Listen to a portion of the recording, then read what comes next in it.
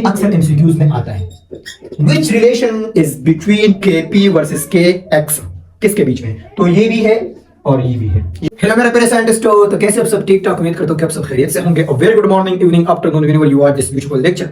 आज के लेक्चर में हम सेकंड रिलेशन करेंगे। पिछले लेक्चर में हमने फर्स्ट रिलेशन किया के पी विद के सी।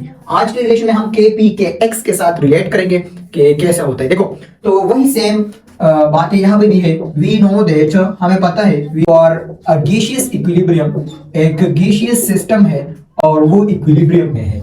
तो इसके लिए हम लिख सकते हैं Kc can be write as in the form of Kp which is equal to Pc, और यहाँ पे C, Pd और यहाँ पे D डिवाइड बाय Pa, यहाँ पे A और Pb यहाँ पे B। इस तरह मैं लिख सकता हूँ इसको इक्वेशन नंबर 1 कहूँ कि ये इक्वेशन नंबर 1 है और एक गैसियस सिस्टम है और वो इक्विलिब्रियम में है। और गैसियस सिस्टम में सपोज A B के साथ रिएक्ट करता है और ये हमें C प्लस D देता है। ये रिएक्शन भी आप इसमें भी लिख सकते हैं। सही है। अब देखो, अब मैं आपको बता दूं कि गैसियस सिस्टम है तो इसमें जो मुख्तलिफ गैसेस है, ए है, बी है, सब है।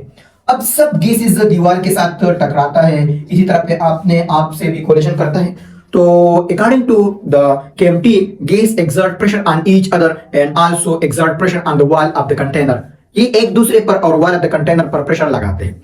अब एक सिस्टम में मुख्तलिफ गैसेस है तो मैं एक का प्रेशर किस तरह फाइंड करूंगा? सही, तो मैं लिखूंगा कि the pressure of A gas, एक गैस है और इसका प्रेशर मैं फाइंड करना चाहता हूं। The pressure of A gas in a container, एक कंटेनर में किस तरह फाइंड करूंगा? इस, ये हमारे पास ये होगा कि pressure of that gas, suppose A है तो मैं ए लिखूंगा, यहाँ पे ए है, बी है, सी है, डी है, डिफरेंट है तो ए लिखूंगा इज इक्वल टू क्या लिखूंगा?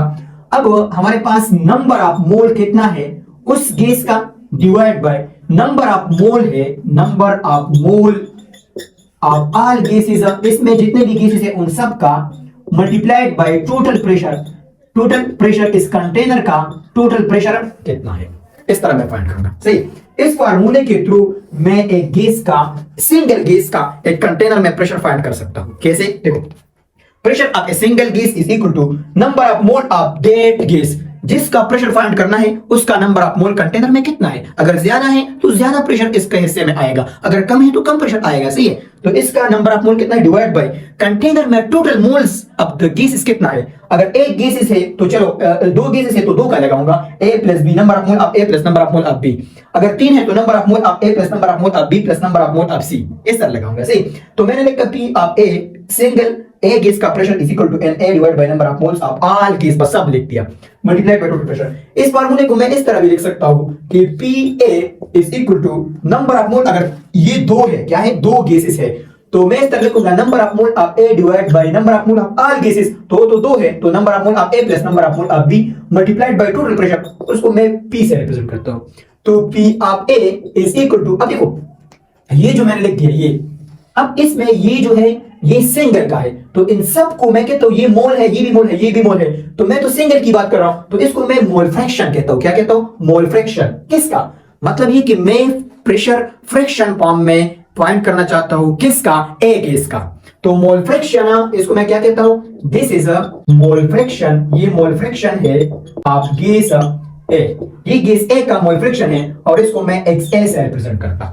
अगर मैंने XA लिख दिया तो आप समझे कि मैं प्रेशर सिंगल गैस ए का फाइंड करूंगा और इसको कंपेयर करूंगा ऑल गैस से। और मोल फ्रैक्शन इसको कहते हैं कि number of moles of single component divide by number of moles of all component, जो कि इस केस में दो है। सही, तो Pa is equal to XA into P, इस तरह लिखूंगा। सही, अब अगर दो कंपोनेंट है तो इसमें Pb भी है तो Pb is equal to XB into P लिखूंगा। अब इस रिएक्शन में हमारे पास CD ये है तो PC equal to XCP, PD equal to XDP, इस तरह लिखूंगा। ये सब मैं लिख सकता हूं। अब इन सब की जगह, ये PC की जगह, PD की जगह, PA, इसकी जगह अपनी अपनी वैल्यू पुट करना है मुझे। तो कैसे पुट करूंगा? देखो, put this R value in this so we can write K P is equal to, PC की जगह क्या लिखूंगा? XC into P।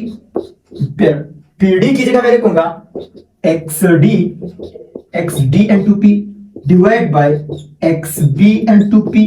सही, और ये हमारे पास हो गया XA, ये XA हो गया और ये एक्स बी हो गया एन टू पी, और इसकी जगह सी डी ए और बी मैंने लिख दिया। सही, के पी ये हो गया। अब देखो मुझे क्या करना है, मुझे ये करना है कि ये एक्स जो है ये सिंगल अपनी जगह लिखना है और पी अकेले लिखना है। तो K P is equal to X C और इस पे सी, इसी तरह इसका एक्स सी एक्स डी मैंने यहाँ पे लाया और इसका डी, सही, मल्टीप्लाइड बाई पी। मैंने पी इसमें सेम है तो एक पी में लिखूंगा पी, और ये इस पे मैंने लिख दिया सी प्लस डी।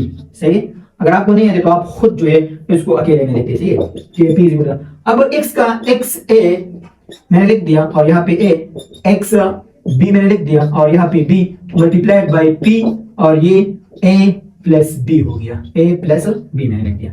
सही है, ये मैंने लिख दिया। यहाँ तक का समझ में आया? बोलो शाबाश। इसको देखो शाबाश, मैं जरा देखता हूँ। पी इस तरह आ गया।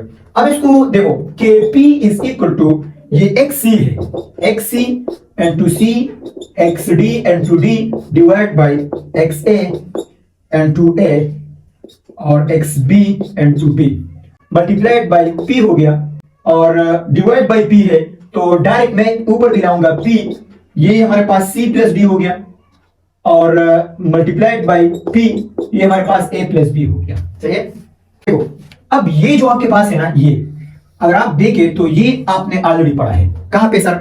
एक्स, मैंने केस एक्स आपको पढ़ा था, के सी के डिफरेंट वैल्यू में के एक्स, इसको हम के एक्स कहते हैं। तो के एक्स बराबर है एक्स सी के और ये सी के और एक्स डी के, और ये डी एक्स ए और ये A and two X B और ये बी। तो इसकी जगह डायरेक्ट के एक्स पुट करो ना, सही है। तो K P is equal to के एक्स, और यहाँ पे p का पावर ये c प्लस डी है, ये जब ऊपर जाता है ना ये a प्लस बी, ये माइनस होता है, सही मैंने नहीं लिखा। तो p और ये c प्लस डी प्रोडक्ट है, प्रोडक्ट माइनस रिएक्टेंट, सही है। इस तरह तो इसको मैं डेल्टा n से रिप्रेजेंट करता हूं, ऑलरेडी आपने पढ़ा है कि x और ये p का पावर डेल्टा n, ये आ गया। This is the relation between kp and kx। ये क्या है? रिलेशन है किसके बीच में? Relation between kp and kx। इसके जरिए हम सर क्या कर सकते हैं? वही सेम बातें कर सकते हैं, केसेस जो हमने पढ़े थे। मुख्तलिफ रिएक्शंस का ये रिलेशन पॉइंट कर सकते हैं, मुख्तलिफ रिएक्शन का kp के c के साथ कंपेयर कर सकते हैं, kx के साथ कंपेयर कर सकते हैं। शाबाश, इसको देख के जरा एमसीक्यूज करते हैं। शाबाश, क्या बैठा दें? चलो बैठाते हैं। देखो ये आपके पास kp is equal to kx और ये p का पावर डेल्टा n हो गया, सही है, ये हो गया। अब इसका अक्सर फॉर्म आता है और भी। देखो वी नो दैट, हमें पता है PV is equal to nRT, ये है PV is equal to nRT। तो अगर n हमारे पास 1 मोल है, क्या है? 1 मोल है, तो मैं इसको इस तरह भी लिख सकता हूं कि इस n की जगह 1 पुट करो तो PV is equal to RT आएगा, सही है। अब देखो दोनों साइड v पे डिवाइड करो तो v डिवाइड बाई v, तो ये हमारे पास आ जाएगा कि ये v के साथ cancel, p is equal to RT divide by v।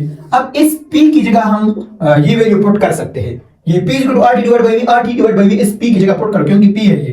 तो kp is equal to RT divide by v का पावर डेल्टा n। ये भी अक्सर एमसीक्यूज में आता है। Which relation is between kp versus kx, किसके बीच में? तो ये भी है और ये भी है। यहां तक कंसेप्ट समझ में आया? बोलो समझ में आया। अब यहां से डेल्टा n है, तो डेल्टा n के 3 केसेस पॉसिबल है, और इसमें डिफरेंट एमसीक्यूज मैंने आपको पिछले रिलेशन में किया, वहां पर भी सेम रिलेशन है। डेल्टा n वैल्यू 0 भी हो सकता है, जिसका मतलब है प्रोडक्ट बराबर है रिएक्टेंट के, सही। अब इसका ये मतलब है, तीसरा एमसीक्यूज ये है कि इसमें kp का वैल्यू बराबर होगा किसके? kx के बराबर होगा, सही।